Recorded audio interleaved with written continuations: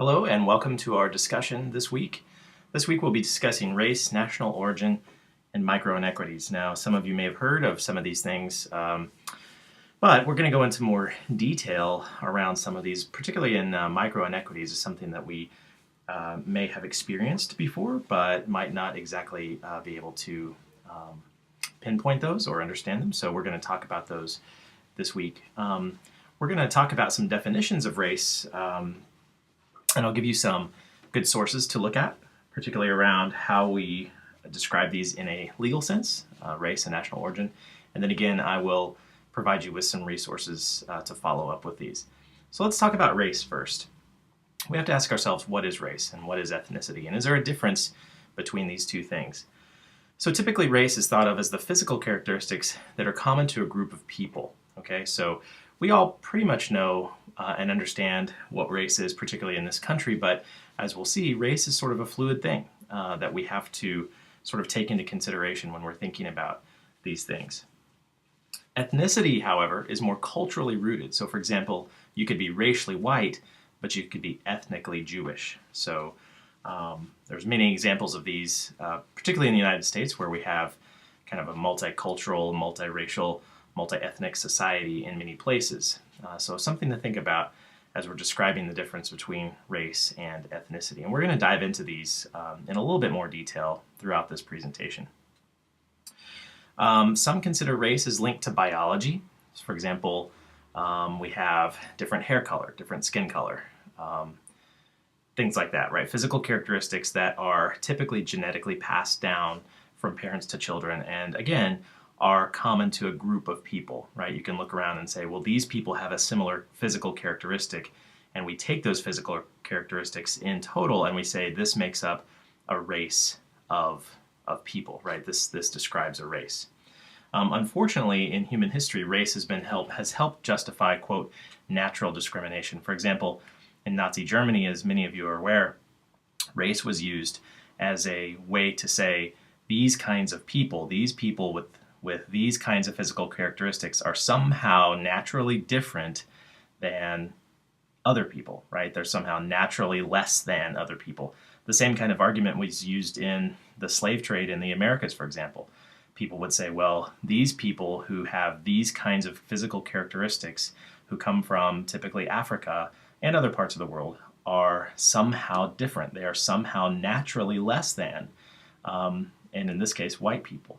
So this has been used to justify this sort of natural discrimination, and a lot of people bought into this kind of argument, and they, in fact, sometimes still do, unfortunately.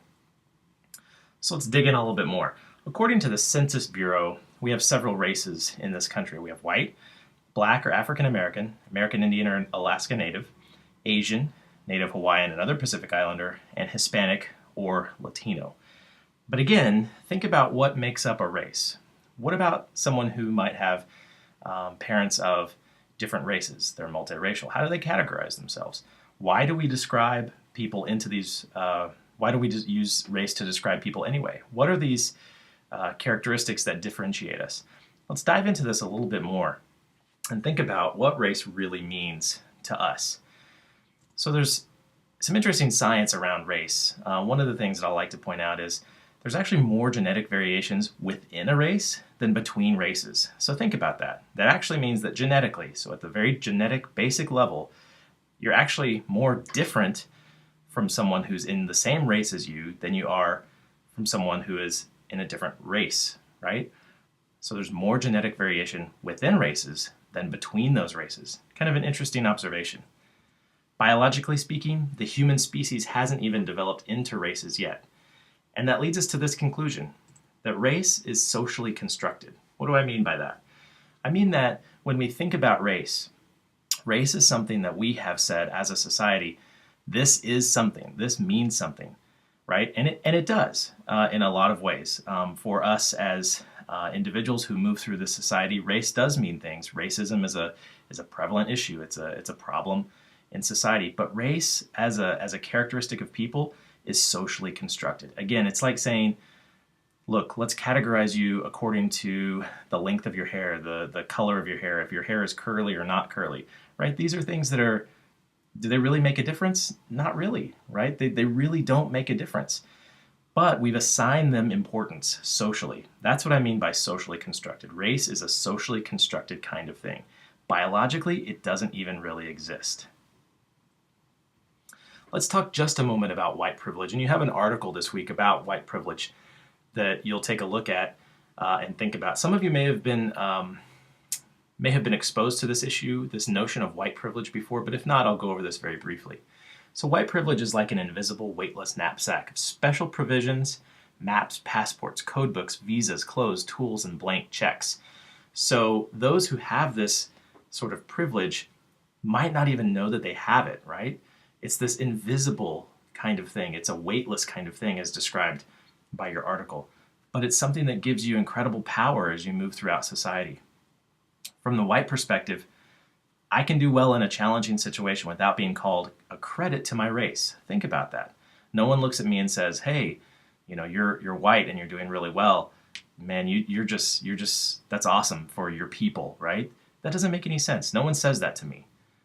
I'm never asked to speak for all of the people of my racial group. No one says, "Well, hey, Dr. Rose, so from the white perspective, what do you think about X, Y, or Z?" No one asks me to do that, but how often have we asked others to do that who have been of a racial minority?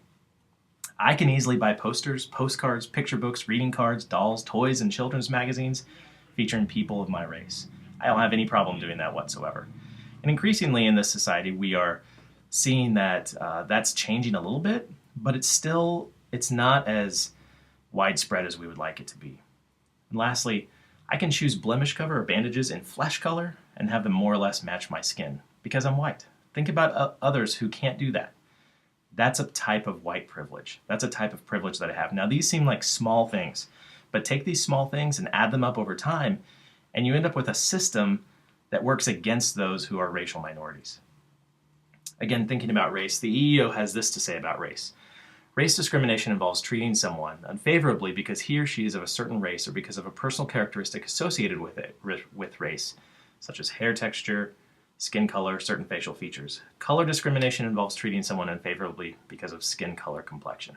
So just a little bit of the legal aspect on race. Let's turn our attention briefly to national origin. We also might mention this as nationality. Unlike race, you can change your nationality. We can also use national origin to mean ethnicity. Let's take a look at the legal issue on this. According to the EEOC, national origin discrimination involves treating people unfavorably because they're from a particular country or part of the world, because of ethnicity or accent, or because they appear to be of a certain ethnic background, even if they aren't. So this is the type of discrimination we talk about when we're thinking about national origin. Now let's look at an interesting example that is probably sort of rare, but we might run across this from time to time. Let's think about Sabrina. She was born in South Korea. She was adopted by Italian parents. She moves to the US with her family. What's her national origin? Well, you might think that it's Italian because she was raised in that country. Maybe it's South Korean because she was born in South Korea. What's her ethnicity? Is her ethnicity South Korean? Is it Italian because she was raised in that sort of social environment? What's her race? Is that South Korean? Let's say she moves to the US at a very young age, but she's socialized sort of as an American in American society. What's her ethnicity then? What's her national origin then? What if she becomes an American citizen someday? Does that make her Italian? Does it make her Korean? Does it make her American? Does it make her all three? Maybe all of the answers are correct. I have a video posted for you this week on national origin, and it's called 4 American Characters. And it's an interesting video, and I want you to take a look at it and think about what it means to have these different nationalities in this country and what that means for these individuals and what they go through. So take a look at that video when you get a moment. It's a pretty entertaining video, there's some good laughs in there, but it's also got a lot of serious content to it as well. We'll take a look briefly at micro-inequities. So according to Mary Rowe, micro-inequities are apparently small events which are often ephemeral or hard to prove, events which are covert, often unintentional, that's important, frequently unrecognized by the perpetrator, which occur wherever people are perceived to be different. So let me give you some examples. Some examples of micro-inequities include speaking loudly when another has no problem hearing you. So you might see this as kind of a funny thing. This happens, right, if you have someone who might not have English as their second language. People tend to speak a little bit louder. They have no problem hearing you, right? But you speak a little bit louder nevertheless. Never pronouncing someone's name correctly.